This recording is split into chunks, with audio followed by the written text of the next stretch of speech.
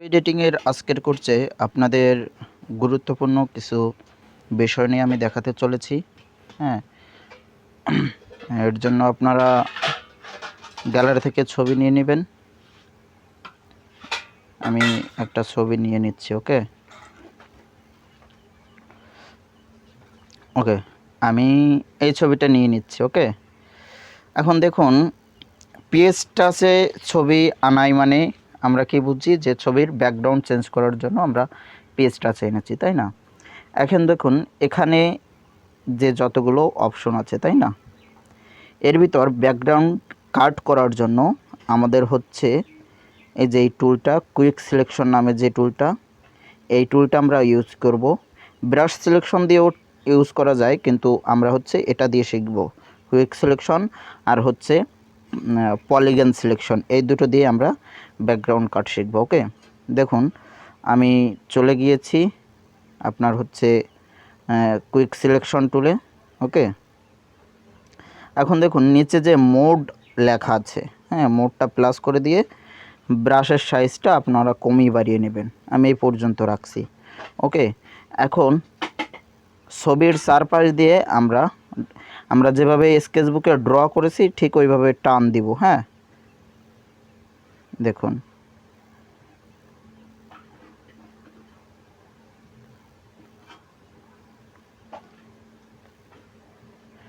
দেখেন আমার সম্পূর্ণ ছবিটি সিলেক্ট হয়ে গেছে, কিন্তু দেখেন এই যে দাগটা, সিলেকশনের দাগটা হাতকে ক্রস করে গিয়েছে। এটা আমরা মাইনাস করতে হলে মোডে মাইনাসে চাপ দেবো, নিচে মাইনাস হয়েছে, ব্রাশটা একেবারে কমিয়ে দিব। হ্যাঁ,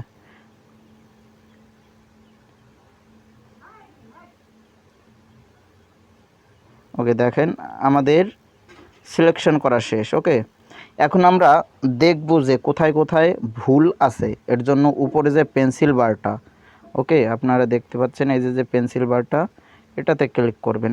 ক্লিক করার পর আপনারা দেখেন এই যে রিফাইন এডস, এটাতে ক্লিক করবেন। ক্লিক করে কিছু সময় দাঁড়ানোর পর দেখেন লাল লাল জায়গা যেখানে পড়ছে সেখানে সেখানে সিলেকশন হয়েছে, কিন্তু এখানে আবার বেশি পড়ে গিয়েছে, অর্থাৎ আমাদের সিলেকশনে ভুল আছে।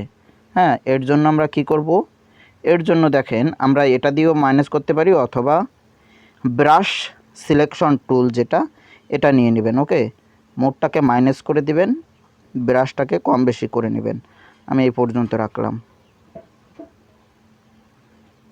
যতটুক মাইনাস করার আপনি ততটুক মাইনাস করবেন। ওকে, দেখুন একদম নিখুঁতভাবে হচ্ছে, একদম নিখুঁত, দেখছেন?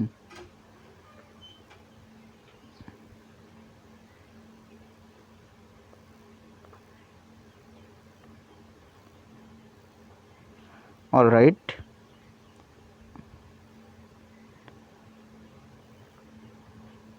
এ পাশে আর একটু আছে, আমি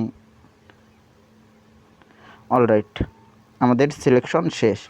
এখন দেখেন, আপনারা যদি সম্পূর্ণ ছবির ব্যাকগ্রাউন্ডটা একেবারেই কেটে ফেলতে চান তাহলে কি করবেন, আপনারা চলে যাবেন এই যে এইবারে আবার চলে যাবেন এটাতে। হ্যাঁ, এটাতে যাওয়ার পর প্রথমে দেখেন কাট অপশন আছে। হ্যাঁ, কাট অপশন দিয়েও করতে পারবেন, ক্লিয়ার অপশন দিয়ে করতে পারবেন, যে কোনো একটা দিয়ে করবেন।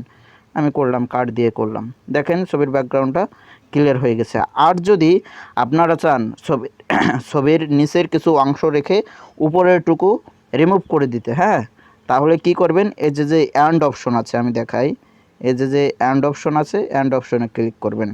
ক্লিক করার পর দুঃখিত, দেখেন, ওহো, আগের থেকে দেখাইলাম কেন,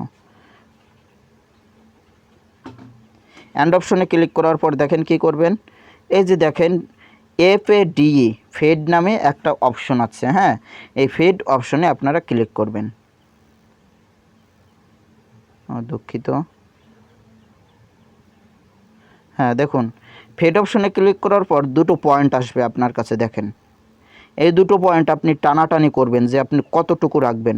আপনি কি এই উপরের টুকু কাট করতে চান শুধু, নাকি আরও নিচের দিকে করতে চান, এটা আপনি চুজ করবেন। ওকে, তা আমি এই যে এতটুকু রাখবো, আমি চুজ করে আমি ডানে ক্লিক করলাম। ওকে, এখন দেখুন আমি একটা ব্যাকগ্রাউন্ড লাগাবো পিছনে। এর জন্য আমি পেন্সিল আইকনে ক্লিক করব। এরপর গ্যালারি থেকে আপনাদের যেভাবে ভিডিওতে দেখানো হয়েছিল ফ্রি ক্লাসে, আপনারা সেইভাবে গ্যালারি থেকে একটা ব্যাকগ্রাউন্ড নিয়ে নেবেন। আমি একটা ব্যাকগ্রাউন্ড চুজ করে নিচ্ছি।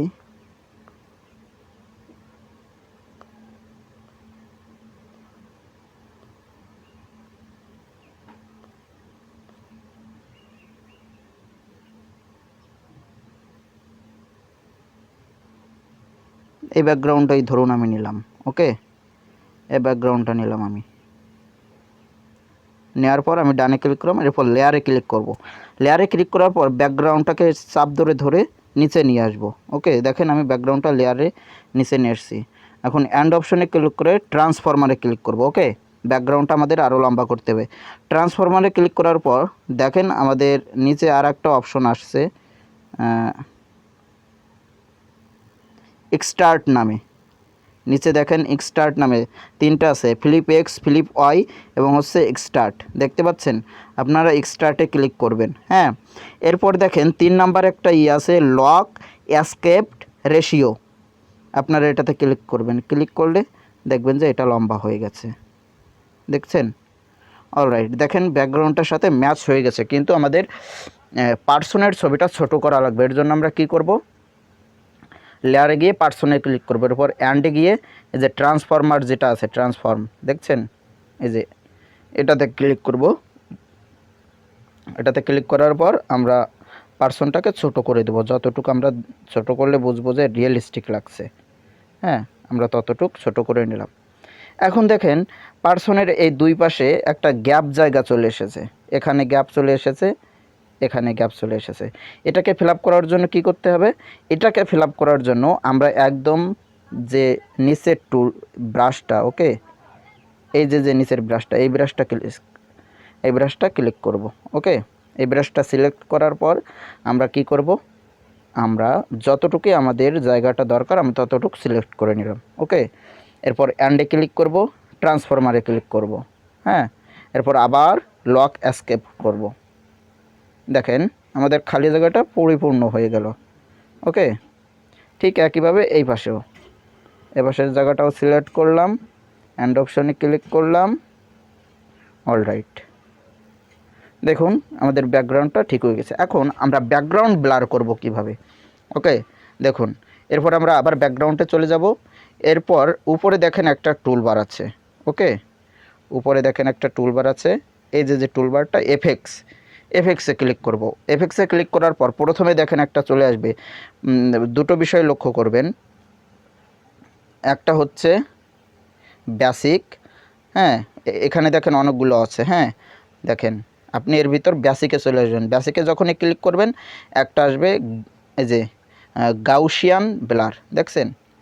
হ্যাঁ, প্রথম যেটা, এটাতে ক্লিক করবেন।